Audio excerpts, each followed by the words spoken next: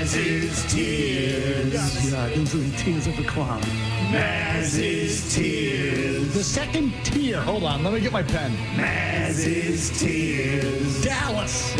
Buffalo. Tennessee. Mazz's Tears. Third tier. Okay, here we go. Hold on, let me get my pen. Mazz's Tears. Tears. Tears. It's that time of the week. Mazz's Tears brought to you by the Bernardi Automotive Group. Come into any of Bernardi's 5 locations and save big during their Slam Dunk sales event. All right, good deals right now at Bernardi. So whether it's a new Audi, Acura, Honda, Toyota, or Volvo, Bernardi has the perfect vehicle for you. I was there this morning. And always at a great price. And who knows, if you walk into your local Bernardi dealer, maybe you'll find Mazz. And Mazz's Tears. Going over his tears. What do we got this week, Mazz? Okay, so here's what we decided to do. It was your idea. I thought it was a good one because I don't think we've ever done it. Okay. And that's hard to say when we're this deep into the tiers.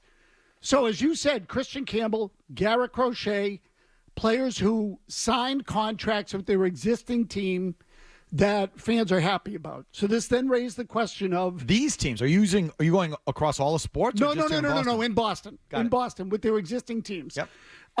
So that raises the question of good and bad extensions for your existing players. Extensions. Right. Not free agents.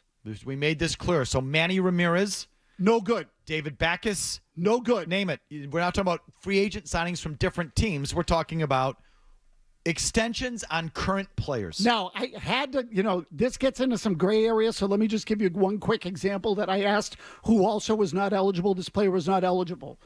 When the Red Sox traded for Pedro Martinez, he was under contract. They then signed him to a new deal. But it was before he ever pitched a game for the team. He's not eligible. Hampus Lindholm, similar situation.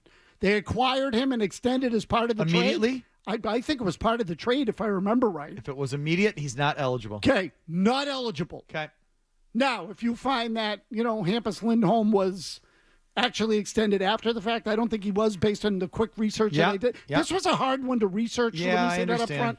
So if we find that that was the case, then I was wrong. And, but again, Amended tears. correct. But Okay. part of the exercise, as always, is to get feedback and input from the listener and you two a-holes.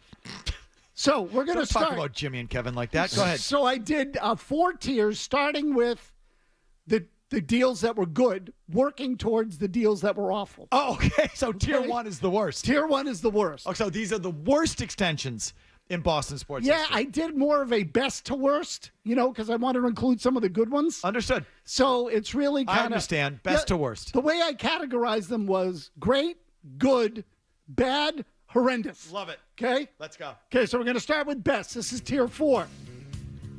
These are in no particular order, but pretty obvious. Jason Tatum, Tom Brady, David Ortiz, Patrice Bergeron. That Nomar deal was very, very good at that time.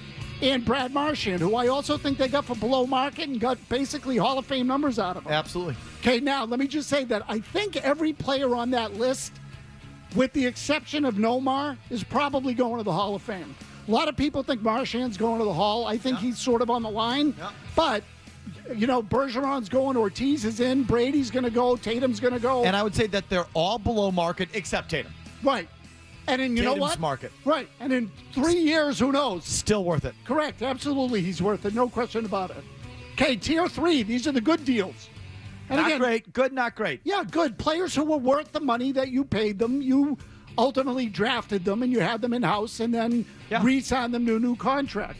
Now, I'll get to Christian Campbell in a minute. So I'm going to start from the bottom. Rafael Devers, Tim Thomas. Rafael Devers is good? Yeah, he had a good year last year. This We like the way this is going? Okay, he's had a bad start, but he's worth $30 million a year.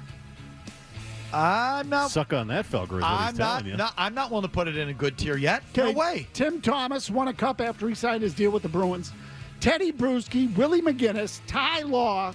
So these are all, and I suggested these to you, in the late 90s with Pete Carroll, this raft of Parcells players got re-signed to all big money. Ty Law broke the bank.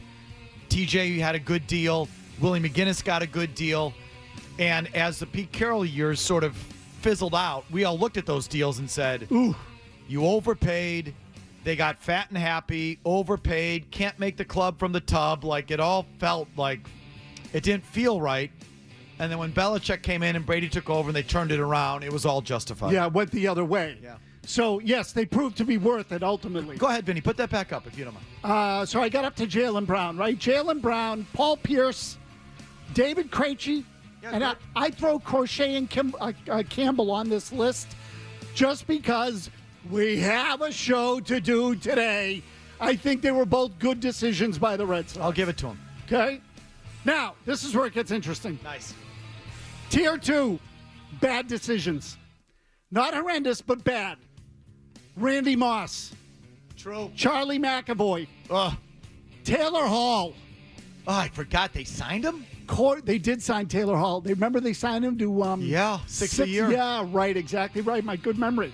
And Corey Dillon. Yeah. Randy Moss and Corey Dillon were good when they were acquired by trade. They had existing contracts. That the Patriots obviously cut to shreds. Then Moss immediately got an extension. I think they both did, actually. No, after the first year. No, right. Immediately, that's what I mean. After the first year, they both got extensions. That's right. Dillon completely went in the tank. Yes. Moss was actually reasonably functional for another 2 years.